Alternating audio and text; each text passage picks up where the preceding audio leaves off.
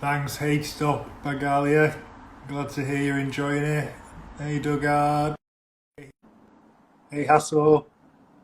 Hey, Ruby. Hey, Ted Ross. Hi guys. Hello, my Hey, head. guys, how you doing? Good. How are you? Good, Yeah, thank we you. are Really good. well. Thank you. Have you got the uniform on?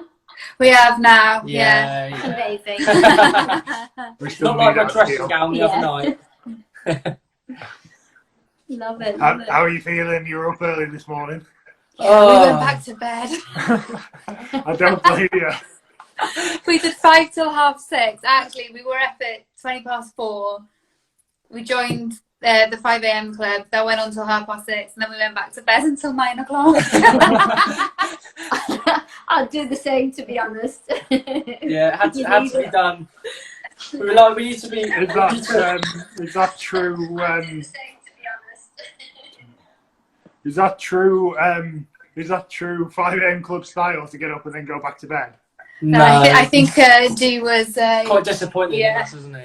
Yeah, we rang him a couple of hours, well, about 3 or 4 hours later, and we were like, oh, we had to go to sleep after. He went, that's cheating. So yeah, we're seen as the cheaters now, pretty much. Oh no. Bring We thought that they'd energy for converted now. you. Obviously not. Obviously it didn't work. Maybe I have to take a few more attempts. Right, I think we've got plenty of people on, so let's crack on. I'll do a quick intro and then we'll get you guys introduced. So, for those of you who haven't been watching for the last kind of couple of weeks, we've set up this series, the Mindset and Motivation series. If you've seen our grid, we're really big on our mindset. More than 50% of it is based on that.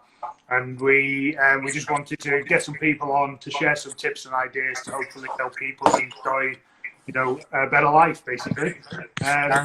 So for people who've joined through Dugard, we are Elite Investor Group. Tonight I'm joined by a special guest, got Mary with us tonight as well. So I'm Andrew, this is Mary. We are architects by profession, property investors by choice, and we invest in HMOs up in Leeds, which is where we're based. And tonight, for our followers, we are joined by the wonderful Dugard, who I will let introduce. Hello, thanks for having us. Yeah, so I'm Hannah, this is George, we're Dugard Property, so we're property sources in South Wales and property investors ourselves, so we focus more on the buy-to-lets than we use in the buy refurbished finance or the rent-to-service accommodation models, in a nutshell. Yeah, pretty much. Very lovely. Well, good, so let's start with those then. I think, what made you decide to go into deal sourcing? I think a lot of people would assume it's quite a time-intensive strategy. Yeah, so I think the main reason we really got into deal sourcing was because it was a low entry cost to begin with, and we wanted to learn a lot about property. We wanted to learn basically the foundation of all the the different strategies in which we can use. And although we say like you've got to stay focused to one particular thing, we have sort of branched out a little bit now. So we've gone from sourcing and then obviously investing through investor finance, and now we've got a serviced accommodation business, which we're actually taking on our second unit tomorrow. So that's all of a sudden happened, like so. But yeah, so yeah, that was pretty much the reason, to get a foundation of all the different learnings, and it's a low entry cost as well. Yeah, but it's definitely time consuming. I struggle to see how some people do deal sourcing as a part-time in and out. It is a full-time job, isn't it? Oh, it's most definitely. Yeah, and it's the struggles that you have is obviously when you're investing in your own portfolio, you make the decisions and it comes back to you. However, having to relay the problems to a client is hard work, and it's quite challenging. If you're having to do that on a daily basis, because obviously if you've got a few refurbs going on and you're managing those refurbs for people, and you're having things go wrong in build works all the time, so you're going to have to relay that to the client, and it's quite difficult at times. Yeah, absolutely. I mean, yesterday we were speaking to Seth as well, and he started with deal sourcing, and he has a full-time job, so he was saying that it's just too difficult to do, and he kind of after a while realized that he had to move on from it for various reasons, as well as it being very time consuming. Yeah. We know that you, Hannah, not only have a job though, you're also studying. So how are you managing the 3 different roles? With a lot of wine is what I answer this morning. It is hard. It is a massive juggle. I'm the type of person that I always need to be busy. If I'm bored, then I'll find something to kind of fill the time anyway. It wasn't planned to be doing all 3 at once. So I've been with the company I work full time for. I've been with them since 2013, so just over 7 years. I'd actually dropped out of university. I didn't feel like it was for me twice. but then work offered to put me through a degree fully paid, which would have been great if I hadn't already racked up the student debt the first 2 times rounds. But I took it anyway, but delayed it. So I didn't actually start that until 2016. Still wasn't fully into it, and I took a sabbatical from work, went travelling, met George, and then I came back and I thought, you know what, I'm gonna do a degree now, because at that time I was thinking I'm gonna want to move to Australia, I'm gonna want to be sponsored, I'm gonna need a degree, which was kind of my mentality at that time.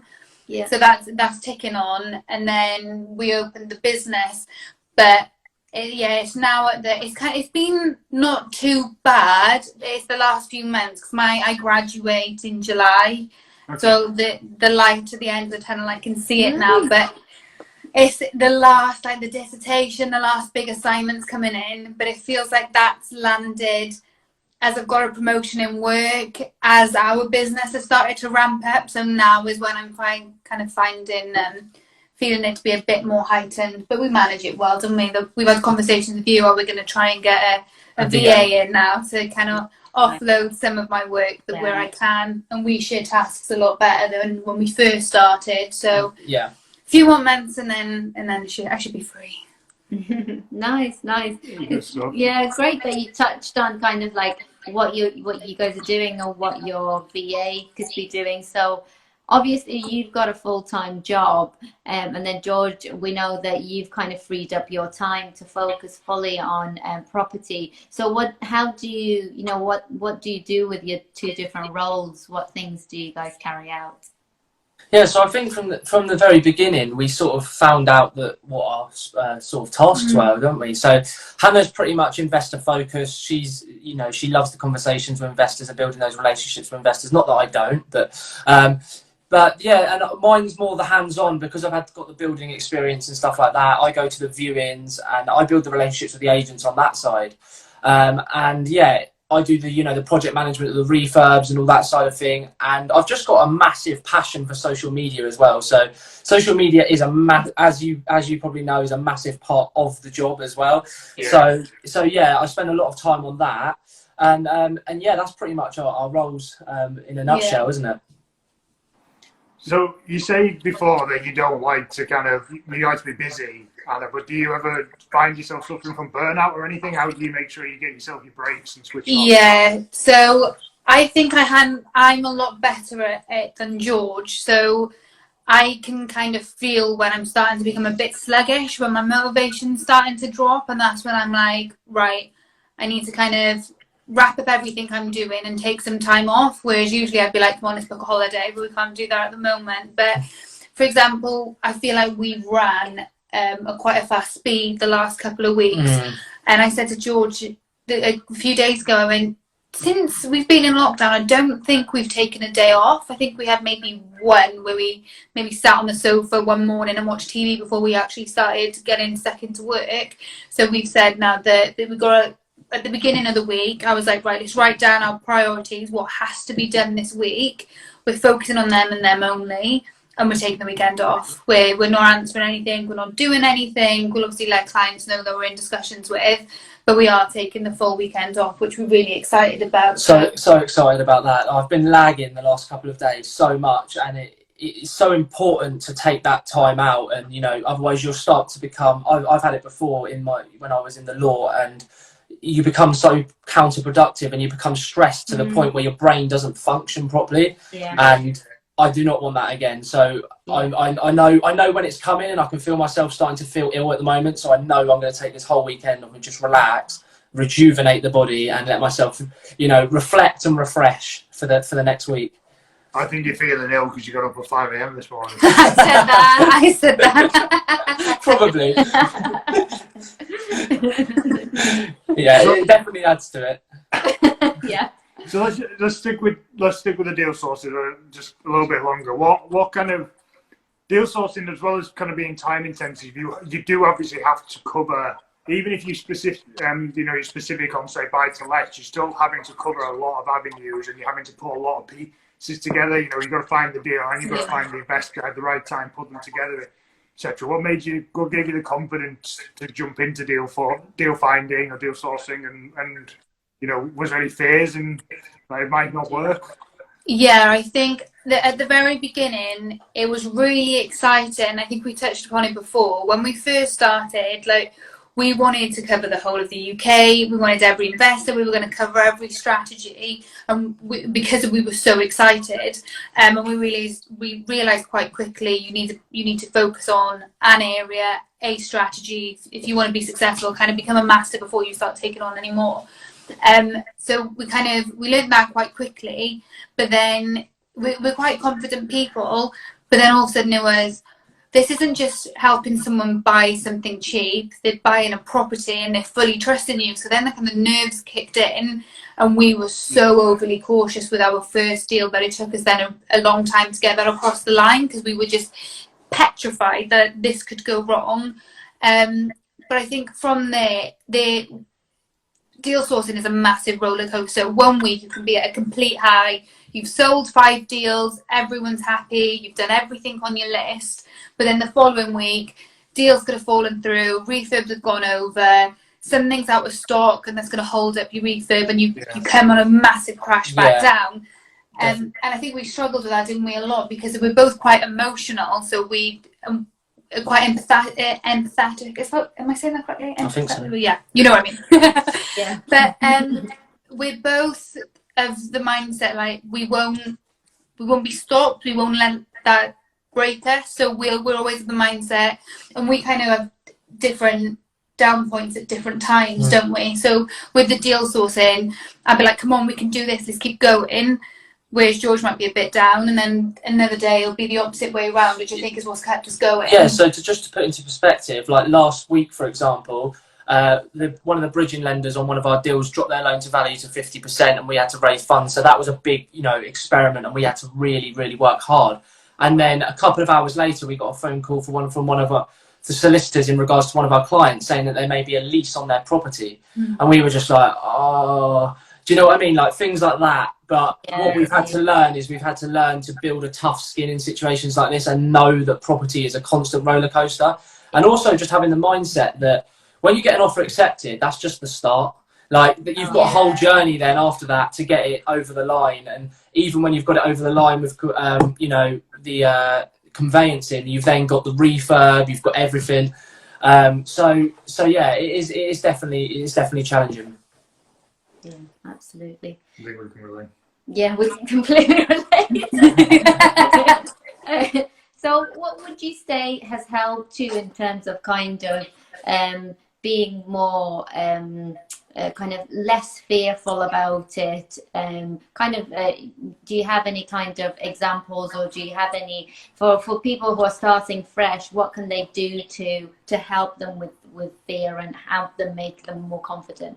Yeah, so it probably goes down to the thing that I say all the time, and it's the go for no. I literally have it in my brain pretty much now. It's just there all the time. Whenever we get a rejection, it's like go for no, and just think about that every no is one step closer to a yes. And just don't fear the rejections. Just see it as a challenge, and just see it like, what was it earlier? We got we didn't win on an auction today, and we also had a deal that we couldn't get that we thought we were going to get, and I just literally said to Hannah, go for no. We're getting there. We're getting closer.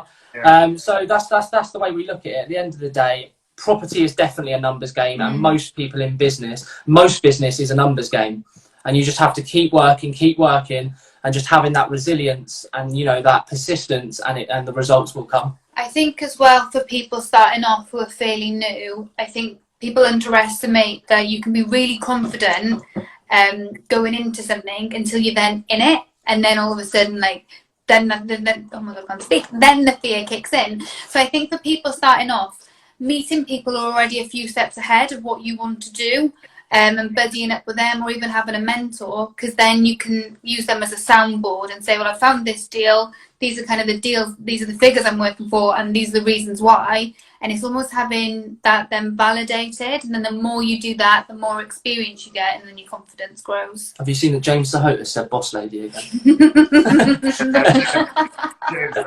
James knows. Yeah, I think. Did you do any training yourselves, or have you just jumped into the deep end and kind of learnt on the job? Yeah, so we haven't actually done any training ourselves. Luckily enough, we did have family members that have been investing in property. But yeah, we pretty much just jumped into the deep end and learned on the job. And that's the way we've done it. And I think people do make mistakes. We haven't made any big mistakes yet. And I think it's probably because I'm overly cautious. And Hannah gets really fed up with me sometimes because we'll do the figures and we know it stacks. And then we'll go, right, that's it, then it stacks. And then I'll be on the laptop 20 minutes later just making sure again. So, it stacks, and then for the 10th time, like, if we run these numbers once more. But the worst case scenarios. Yeah, that's a really good balance to have in a relationship, I think. I think to have someone who's very confident and forward and says, yes, we're going to do this, and then the other person to being the cautious person to make sure this is right to do it. It's a really good balance, because if you just either or, you either make too many mistakes by jumping in like way ahead, or if you're too cautious, you just don't make any moves. 100%. So for this rent to SA, we mentioned that we're starting tomorrow, which was kind of completely out of the blue. We've got that we're going to be due to set up, and the property currently going through conveyancing. So George was like, right, just before we transfer any money tomorrow, let's run the numbers once more. So we had both the deals up, but then he started saying that we already had contingency built in. Then he was like adding 6k here and 8k there, and I was like, you're breaking the deals. That isn't going to happen. He's like, you never know. And I'm like, right, let's be realistic. It was like, it's a full refurb as well, so literally hardly anything can go wrong because we're doing everything. And Hannah, I'm going, you never know, like, it could be an extra 6k. Hannah's going, it's a full refurb.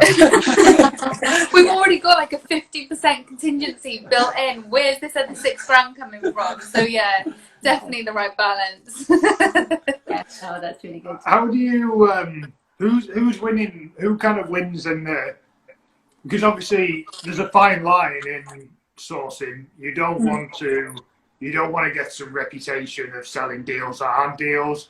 You don't want to not get any deals because you're being overcautious and you put it into whatever. So kind of which way do you lean? Do you find yourself being more cautious and you're happy to miss out on some deals because of that, or?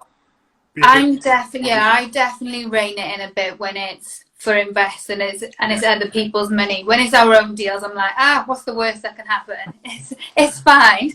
Yeah. But if it's for clients, I definitely kind of come. I don't come as far down as George's level, but I do come back a bit, don't I? Yeah. But we'll always present the best deal to a client, but we'll make sure we've looked at worst case scenario as well, just to make sure that still would work. Yeah. I mean, we present a lot of the time as well. We present the worst case scenario as well. Like, we'll say, like, this is what's going to happen. But if something did, especially in times like now, COVID-19, it's so, like, there's these comparables on the market that it could get, because no one knows what's going to happen to the property market. It could get that end value. But at the moment, we're just saying, like, factor in if there's loads of comparables on the market, factor the one in that's the lowest price, just to be safe in this market, because they have to go by comparables at the end of the day. They have to. So look at the comparable that's the lowest on the market and go by that at the moment, just because of what's going on. So yeah, just being overly cautious in that respect. That's a really good point. Yeah, that's really good. Definitely. So when you've been kind of hitting some of these hurdles along the way, how do you prevent yourself from kind of that whole comparing yourself to others and thinking that you guys aren't doing as well or whatnot? So this is something that we've only actually stopped doing recently, even though we always preach it ourselves. Like, admittedly, just before COVID-19, we were very much like, we started the same time as them. How have they bought 15 properties? we were always looking, why aren't we hitting the goals we've set, even though the goals we set we weren't to be hitting until the end of the year anyway. It was like, we're in March, why haven't we hit them now? And then it took to being invited on podcasts and lives, and people saying, right, okay, so give us what have you achieved in the last year. And that was the first time we really sat down and went, oh, we've done this, we've sourced this much properties, we do this, we do that. And then people were like, wow, that's amazing. And we were like, oh, yeah. We've actually done okay. But it's having a growth mindset as well, and looking at people and just being inspired by them and working. You know, every single person is different. Everyone.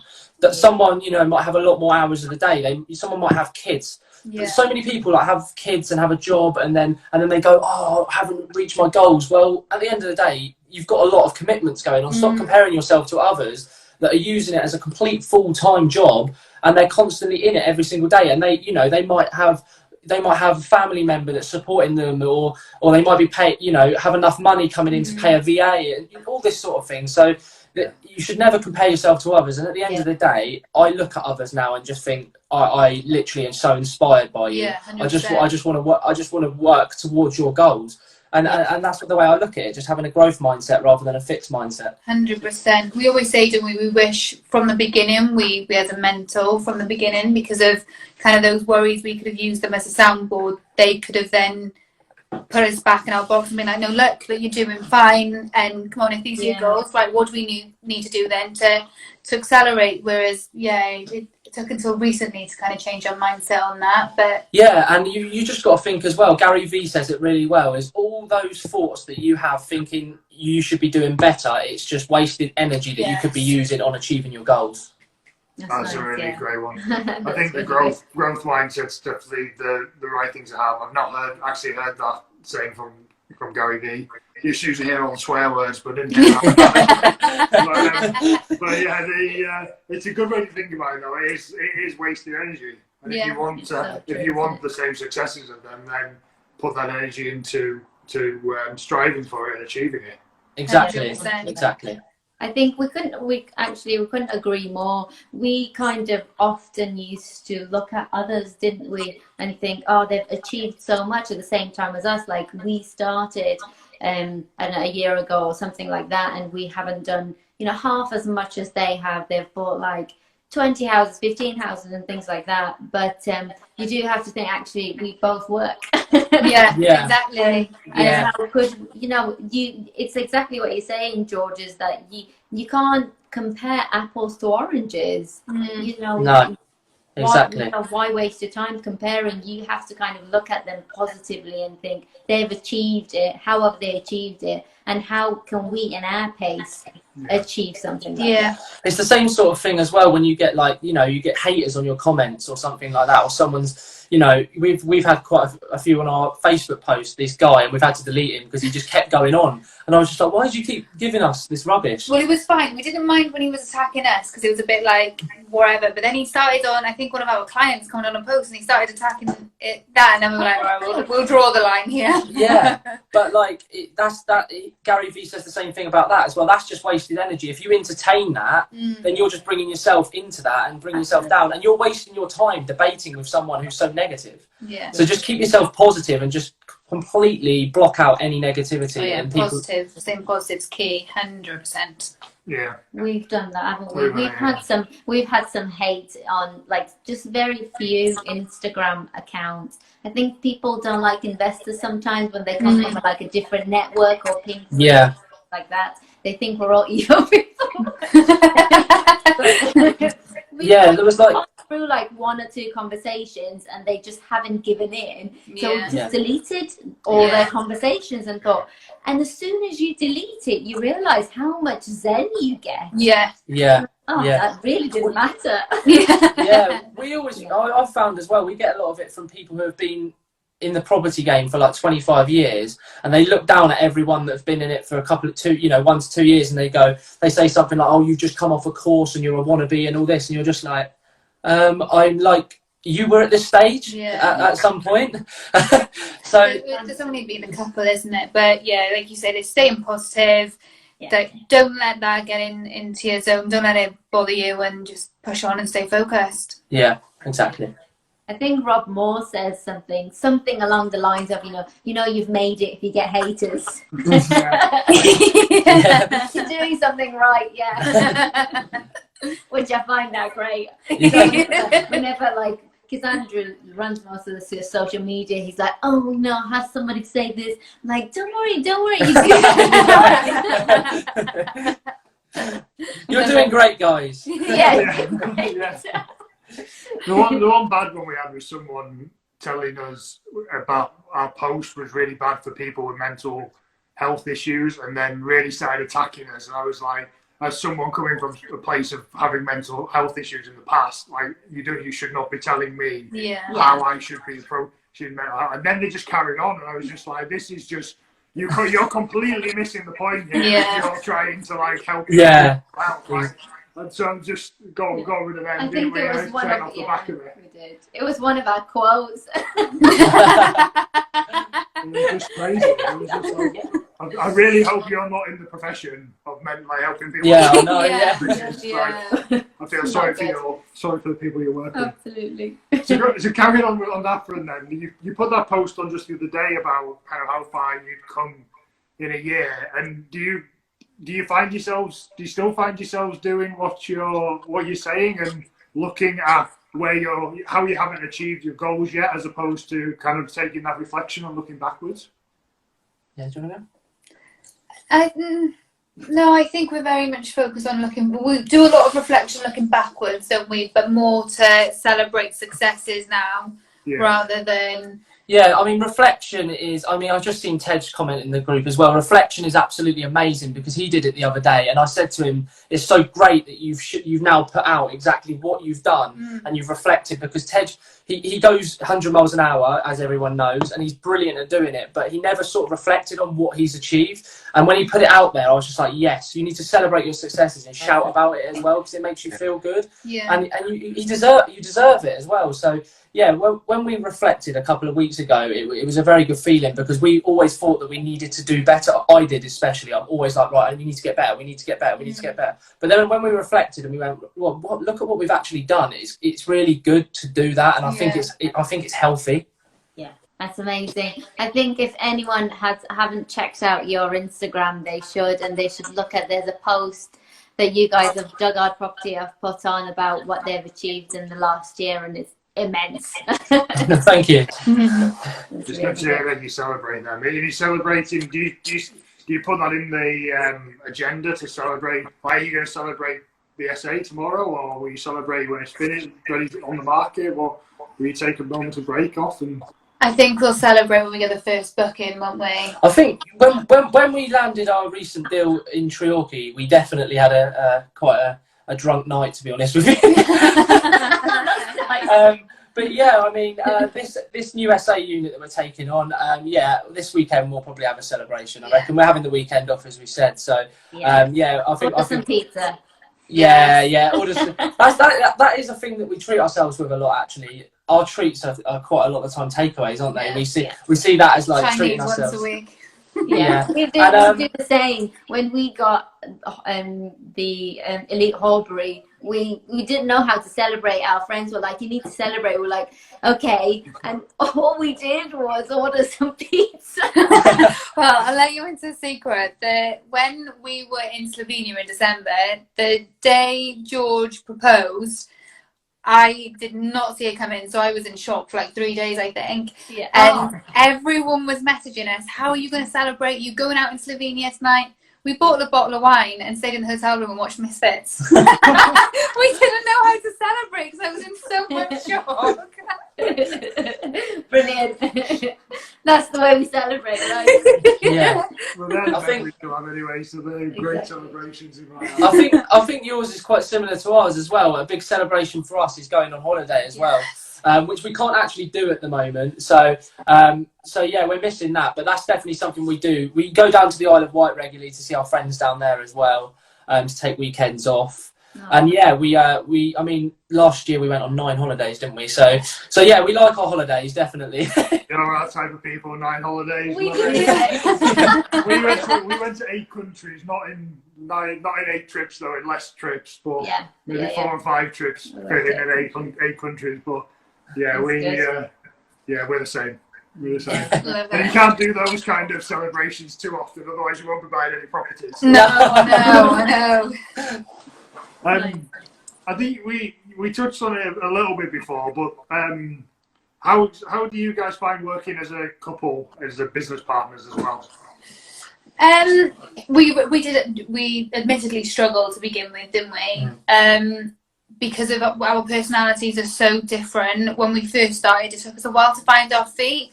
And then when we did acknowledge our strengths are in different areas and we split the tasks and stuck to those, it just became it became fun then, didn't it? But I actually really enjoy it, to be honest. And I think I think we said this the other day as well. It's a lot more efficient as well, and effective in the way that we can literally say things to each other that you might not want to, and be as straight with one another as you might not be with someone else you're working with. So we get things done a lot quicker. Yeah. But yeah, I think we've really enjoyed working together, haven't we? I think we balance each other out. And like I said earlier, our moods are different at different times. So we've not had a day yet where we both want to pack it in. So it's easier to keep each other going. I think we're way too far in now to pack it in. No, no. Too many investments together. I think I don't think we've ever wanted to pack it in, but on the rare occasions where we're quite similar, that it just works out that one of us is usually propping the other one up, and it's fine. But the days when you are both down is the days where it's like, come on, shut the laptop, let's just go and put some Netflix on it. Yeah. You just walk away from the screen and it's like, it'll still be here tomorrow. Yeah. Let's just clear ahead of it. Exactly. And everything always feels better the day after. Yeah, no, it does. That's so true as well. When you feel rough and you feel down, just take that time out, and if you sleep on it, the next day you're just energized. Yeah. You do, absolutely, yeah. And things tend to work themselves out. Who was saying that? I like that saying. I like that saying. Yeah, things it will all work itself out. Yeah, it all works itself out in the end, which is really nice. Yeah. It's really good. Okay, so in terms of, do you guys have very clear, distinct, different roles then, in terms of like, so your personality fits one role and another personality fits into another role? I know we've touched on it before. Yeah, so as you know, George does the social media. I'm useless at social media. I don't enjoy it, whereas George loves it. If you speak to him about it, you'll know he just gets really excited. So George is clearly the social media guy. Yeah. I was saying this to Hannah earlier. Like, I find myself when it comes up on the topic of social media, I find myself just talking so fast because I want to get everything out, and I'm just like, oh, and this, and it was like that on the 5 a.m. club earlier, wasn't it? Because someone asked a question about social media, and then I could see them writing notes, and they were like this. Because I literally speak so quick because I'm just like getting excited about it. But it's something I'm really passionate about, and it's definitely I think it's a business venture I'm definitely going to want to go down. And Hannah, I don't think Hannah's going to come down it with me, but I'm going to go off it on my own. I'll open my wine bar when he does that. So, yeah, George does the social media, and obviously with George's building background, he does the hands-on. And because of I'm in my job during the day, he's out doing the viewings, he'll work with the trades, he can estimate the refurb, so that you cover all that element, whereas I'm much more like the relationship side. So I'll do all the investor calls, I'll do all the investor communications, and I quite like the replying to emails. I love maths, weirdly, so I like doing the figures for deals. There's nothing like in maths, Hannah. Yeah. Whereas he doesn't like numbers, so it just worked. Yeah, numbers do my head in. Like, I'm good at I know how to stack the deals, but when it comes into all these Excel sheets and Hannah's like chucking around all these formulas and stuff, I'm just like, out of this. Yeah, I'm like that as well, George. Out of this. I think it's really good in terms of being working partners, even if you're not a couple, to understand. What we try to do is understand our personalities really early on, because for the first month I think we were stepping on each other's toes and we were both doing the same thing, etc. So really early on think, okay, your personality suits these jobs really well. Do you want to do it? We kind of I was like, I want to do these jobs, and he wanted to do the other ones. So I think to define that boundary really early was a really, really good thing for us. Yeah. Makes you more productive and more efficient as well, because you're doing what you're good at and what you enjoy as well. Yeah. Yeah, definitely. Totally. Yeah. Definitely. Do you want to knock the light on? Yeah, we're not going to knock the light on. It's the dark. That's good. It doesn't look that dark there, but There you go. actually, yeah, We're a bit lighter now. people in the chat, if you've got any questions, fire them over. We'll try and get them answered for you before the end. Have you got a favourite book or book recommendation? Yeah, so I'd say a book that I absolutely love is The Chimp Paradox. And another book that I really love, and we go by this a lot, don't we, is Feel the Fear and Do It Anyway by Susan Jeffers.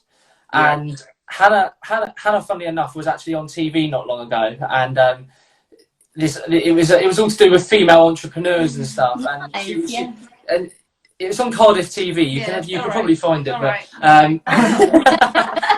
you need to watch it as well. You need to watch it. She walked down Cardiff High Street and was spraying champagne and everything, but. But she was asked what's the top tip like that you would give entrepreneurs, and it was feel the fear and do it anyway, wasn't it? Yeah. You know, for example, like I would say about 2 weeks or 3 weeks ago, I was so nervous to get myself on a live like this, and now my nerves they're still there when I go onto a live, but they've settled down so much to the point where like I get such a buzz when I get off it as well. So yeah, that book really helped with that as well. It's just feel the fear and do it anyway, no matter what situation it is. It could be any situation, but mine is mainly for, you know, public speaking or client meetings or talking to investors, anything that's sort of you need to sort of act with a sense of professionalism, if you know what I mean. Well, the Chimp Paradox, I bought that for you, didn't I, a year ago, which you were in a completely different position to what you are now, which was the status he posted the other day. Because I would never have thought George would have even posted a video of him speaking on social media, let alone doing lives and podcasts and everything else. So.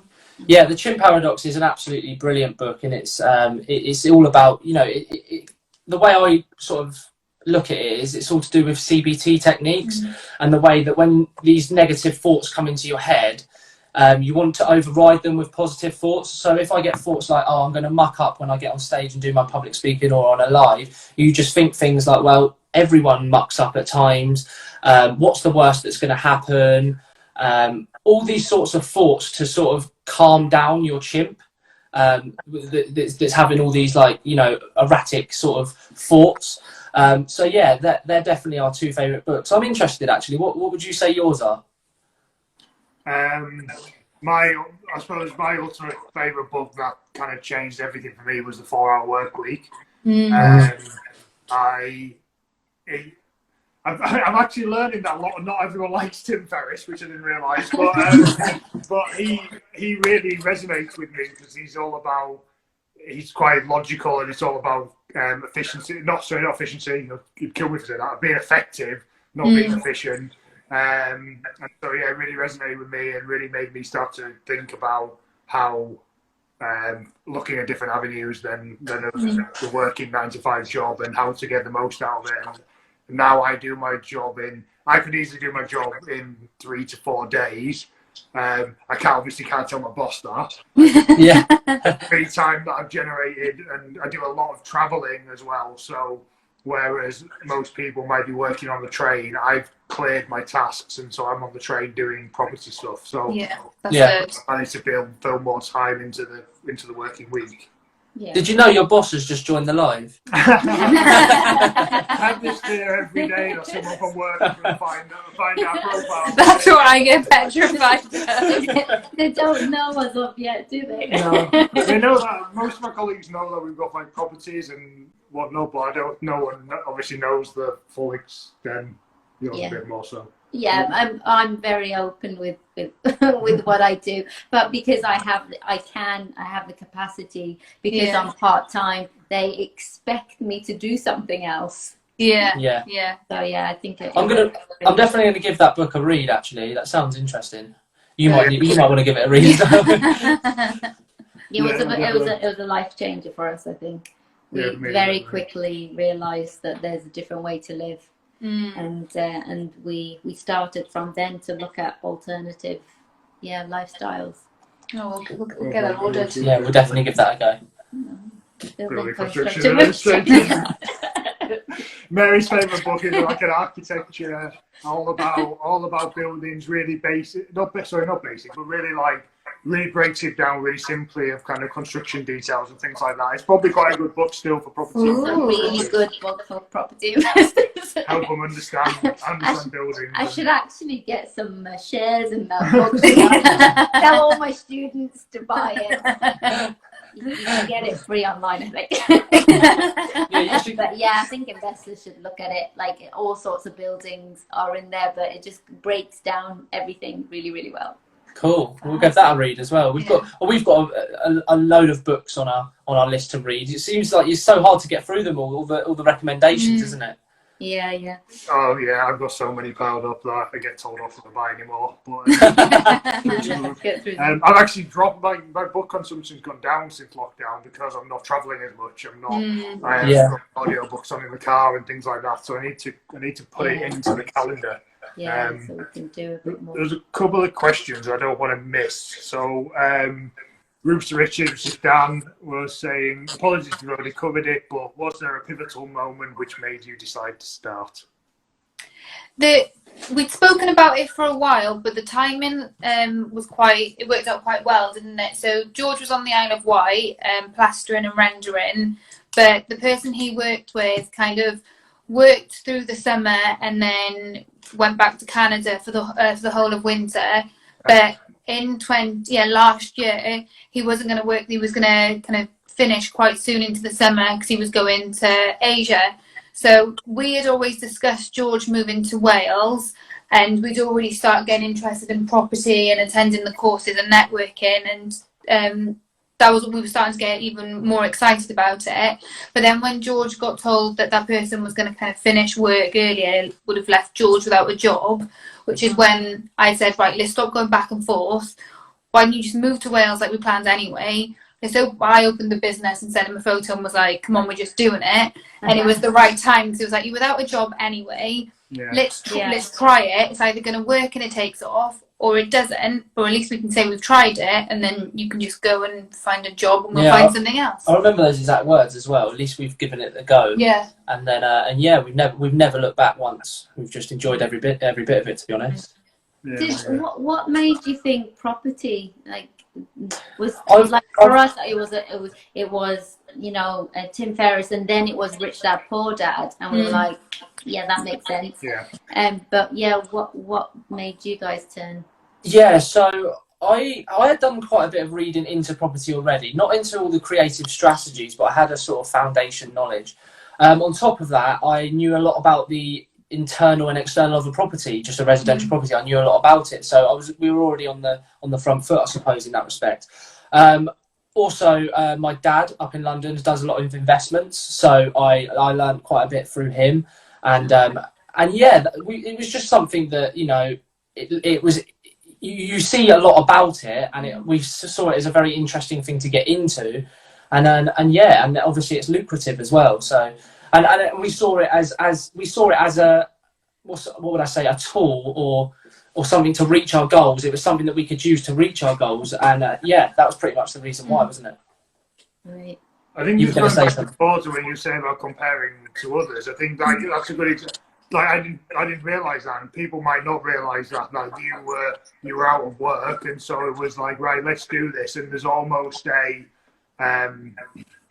can't fail because there's not there's not an income supporting you or whatnot. Or you would have had to go back to get a job, and people might not realise that. And so you were probably very motivated, maybe even if you didn't realise it, because you didn't have a safety net, so to speak, and you don't know that about other people. You don't know what the circumstances are. You don't just presume that they're doing it exactly the same way as you. I just hit my time. I think it was a really bizarre time because of your mindset has changed now and you're more of a positive person. But I think last year it was at a time which was a really hard time for you, wasn't it? But when we decided to do it, it was really exciting and it was something we could do together.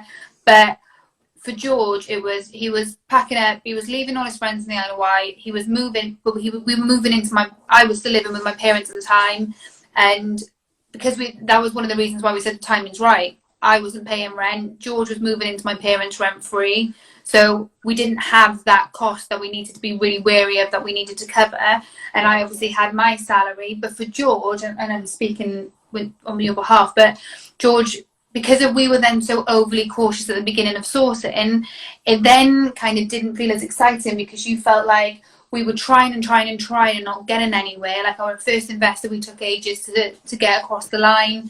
You was living at my parents, I was going out to work each day. We hadn't found the balance right between us. So for those first couple of months, the excitement kind of got squashed, didn't it? There wasn't much fun to begin with, but you know, what people always tell you, and that's why it's so important to build a community of people within the property industry, because what they always tell you is it will get easier. Yeah.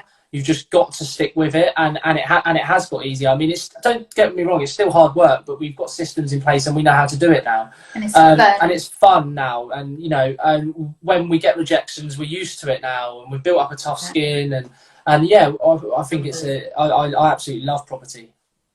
I remember being a first-year architect, and I asked a sixth-year architecture student, what do you do in sixth year? And he said, you do the same as you do in first year, except you know how to do it. Yeah. It's exactly the same. It's what you're saying. You just gain the confidence. When the problem comes, we've covered that before. So, you can take that off and wait till the new thing comes that you don't have to do. Yeah.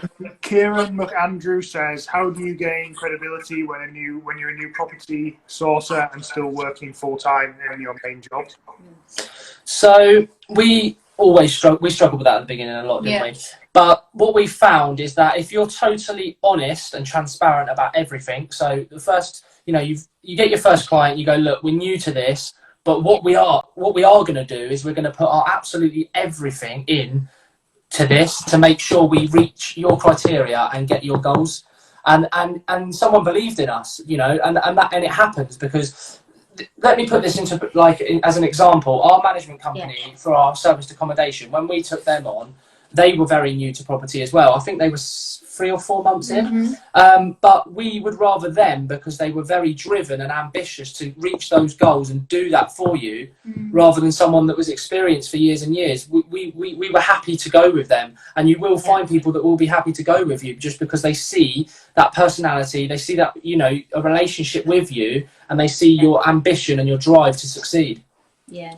And I think for the full-time in the main job bit, granted it was a little easier because of, even though I was full-time, George was full-time property, but we've never kept that a secret. Even clients to now, I'll still explain I'm full-time, but we do it for multiple reasons, more so because of when we want to buy our properties, we want to make sure we can get the mortgages and everything, because the property is only less than a Especially year for rent old. to rent. Yeah. For the reference checks. But just it always comes down to transparency and being open and honest, isn't it? Yeah.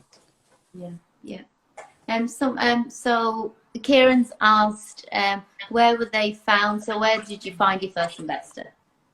Yeah, so we found our first investor at the local PIN, so Property Investors Network in Cardiff, and it was pretty much they give you, everyone in the room, 10 seconds to stand up and tell everyone exactly what you do. So we literally stood up and went, right, we're property sourcers, we're new to this, but we want to work bespoke to someone's requirements and go out and basically be a personal shopper for them to find exactly what they want.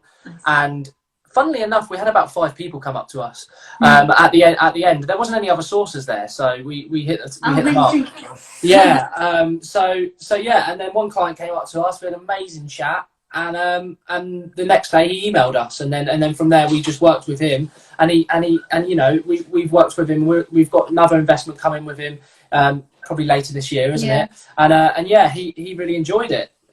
He was pretty much learning at the same time as us, so it was all good fun. It was quite funny actually, because I remember we'd walked into that was our first property specific networking event that was local, and we'd gone to it and we'd both walked in, and as you do, you overthink, what are people going to ask us? Will we stand up if we get the opportunity? Will I stand up? Will you stand up? How is this going to work? And we walked in and pretty much got separated straight away. So we were like looking at each other across the room like, oh my God. And we came out of it. I think we went to McDonald's afterwards and we were like, I got grilled. This guy said this. Did you say that? Did we match answers? He asked for the fee. What fee did you say? And we were just like, oh my God, this is so overwhelming. Yeah. But they asked me what project management I charge, and I just said 10%, and luckily that's what people charge.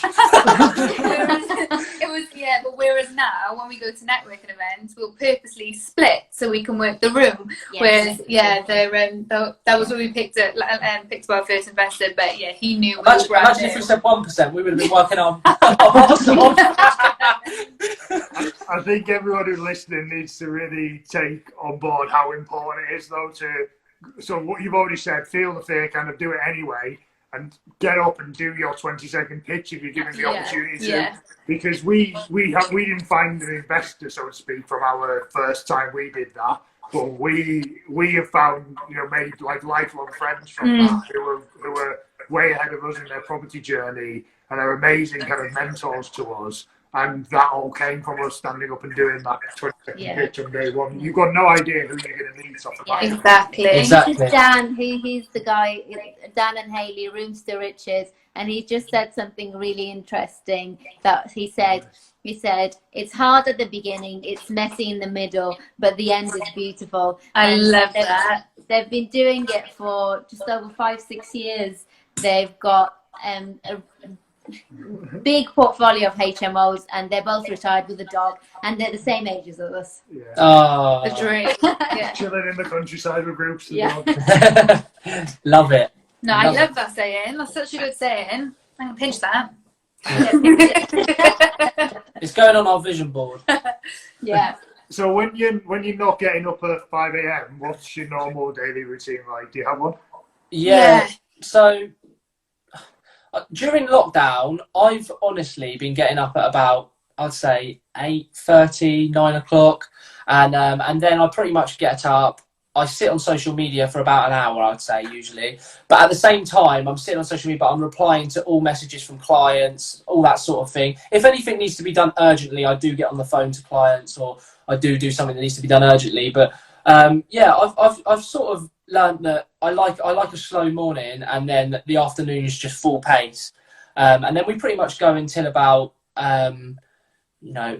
until about this time, and then we're always pretty much on a live or something. There's a lot of breaks, so you missed out the vital part that you have a cup of tea and breakfast in bed every morning. So I'm normally up a lot earlier, so I'll get up around 7 because I'll do some work stuff first. So and then Lord George gets his cup of tea and breakfast in bed. Well, he's like cuddled with the dog. You need to. Wait, sorry. So can I just pipe up here and say, up until remember when we lived in Sydney and I brought you breakfast in bed every day? Don't stand there looking. I would be waiting all day long. Sorry, carry on. It's normally a way of trying to get him out of bed. It's like, right, this will make you wake up, so come on. So I'll leave him do his social rounds, but we will take regular breaks. So we normally will crack on together. Then when we're from 9 o'clock, my head's always in the fridge. So around 12, I'm like, I'm done it. I'm needing a lunch. We go for a bit more, walk the dog. Yeah, we definitely take breaks now, and we don't take, we don't like what. There's a lot of times where, like I said before, in the law where I just go full pelt, but I've learned to make sure I take breaks and take it easy, because if you don't take it easy, it will catch up with you. And that's what's happened the last couple of weeks. We have actually, I'll say this week, we have gone a bit full pelt, but that's because we've had a lot on. And then all of a sudden we've got this SA unit that's come up as well. So but that's because we knew we wanted to take the weekend off. So it kind of goes back to at the beginning of this week. We knew we wanted to get loads done to take that weekend off. But then every night, then 8 o'clock is normally dinner, phones down, and kind of recharge and then go again. That's a big thing actually. Nice. We always flip our phones off at a certain time. Like it's dinner, and then we flip our phones, and then we pretty much just zone out from our phones for the night. As soon as those social posts are up. Yeah. That's really good. Really good. How about you guys? Do you stick to a routine, or do you kind of go with the flow each day? we're very different now. So since we've come back to the UK, this is the first time we haven't actually worked in the same office. So obviously we had the routines were quite similar, and that's why I was making breakfast. Mary basically wouldn't eat breakfast unless I made it, so I was making the breakfast every day. We'd get up and exercise, so our morning routine, although you've started to exercise later on, my morning routine normally is, so I'm a very lazy person. So I get up and I exercise. I do like a Joe Wicks HIIT session for 15 minutes at the bottom of my bed. To the point where a couple of years ago I used to leave my trainers at the bottom of my bed as well, just to make it so convenient. I think there was a saying or a book or something like that it basically said that if you find something hard to do, but you know you have to do it, you have to make it very easy for yourself to do. So you just can't back out. So, my kit and my shoes used to be at the bottom of the bed, and the mat was laid, so I couldn't say, I don't want to do this. It's only 15 minutes. And it's self-weight, but I used to make excuses. So yeah, I do that in the morning. I do my 15 minutes HIIT, and then I get in the shower, and that HIIT really energizes me for the day. And it's my way of it's my meditation. Because it's the only time I listen to someone else for 15 minutes, and I never listen to anything in my head. So it's just amazing. It's a really, really good feeling. And I start the day, and then he might make me breakfast. We've actually started meditating quite recently as well, but it's a new thing to us. We started meditating about a week ago, wasn't it? Yeah, we noticed we weren't sleeping that well. So I think we read something online about listening to guided meditations. To us, we literally just put on the mini Google. We've found tracks that we like now, and we were giggling to it at first. And basically nothing is wrong. You come right. So we'd be like these kids in bed giggling. But if we're falling asleep so quickly and going into the deeper sleeps. So we've literally found so much more energy from it. The alarm goes off and I'm up, which is rare. And another thing is I find myself sitting in bed. If I don't have it on, I find myself sitting in bed and there's so many thoughts going on about the business, but really what needs to be, I need to relax. I need to let my brain just wash those thoughts away. So when I'm going through this guided meditation, I'm literally listening to this guy saying, just let those thoughts go and then go. Do you know what I mean? But it really does help, and it lets me. It just drifts. Before I know it, I'm waking up the next morning, and I'm like, whoa. Really? When did we when did we turn the phone off? But yeah, it really does help, doesn't it? Good. I like that. That's good. Yeah, I like that. Right, the 2-minute countdown's just come on. So, have you got a favourite quote or one-liner or motto that you kind of live by? Yeah, so we're going to go for the feel the fear, do it anyway. Definitely is one of them. And just do it. Just do it. Just do it. And go for no is my biggest one. Go for no. You guys have a really nice set, and they're really short and punchy. Yeah. What's one thing that you guys are learning during lockdown? Diversify your income, 100%. Don't rely on one source of income because, for example, in times like now, an online product would be working really, really well. So just diversify your income into different assets. Don't rely on one source of income, because if you do, then, if it gets hit, then that's your whole, your livelihood hit. So, I think that, and I think choosing your I think Mary, you might have said this actually, and we've taken it on board.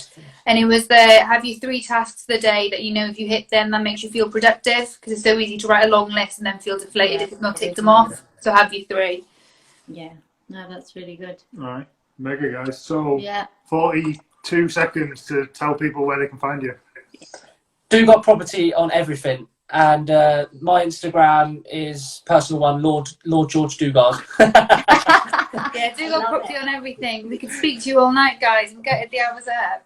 I know. Yeah, I know. That's the thing. That's the worry. We start a new one, and we'll be here at 9 o'clock. No, but thanks everyone for joining in. Speaking to you guys, everyone. If you don't follow them on Instagram or Facebook yet, please do. They've got awesome stuff coming out, and really, really good to follow. We get inspired by them every day. Thanks, guys. Cheers, guys. See you guys. Thanks so much.